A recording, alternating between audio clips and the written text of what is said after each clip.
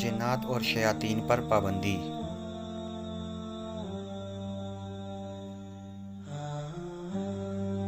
آپ صلی اللہ علیہ وآلہ وسلم کو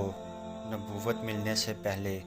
جنات آسمان سے قریب ہو کر فرشتوں کی باتیں بآسانی سن لیا کرتے تھے، لیکن جب رسول اکرم صلی اللہ علیہ وآلہ وسلم کو نبوت عطا کی گئی تو وحی کو ان کی دخل اندازی سے محفوظ رکھنے کے لیے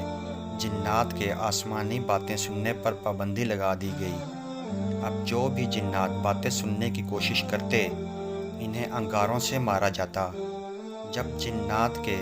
آسمانی باتیں سننے پر پابندی لگی تو وہ آپس میں کہنے لگے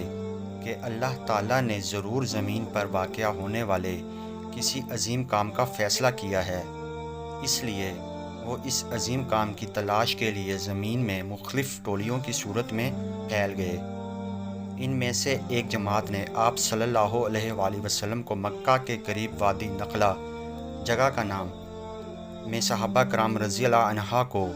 فجر کی نماز میں قرآن کی تلاوت کرتے ہوئے پایا تو وہ جماعت فوراً سمجھ گئی کہ یہی وہ عظیم کام ہے جس کی وجہ سے ہمارے آسمان پر جانے پر پابندی لگا دی گئی ہے، لہٰذا یہ جماعت اسی وقت آپ صلی اللہ علیہ وآلہ وسلم پر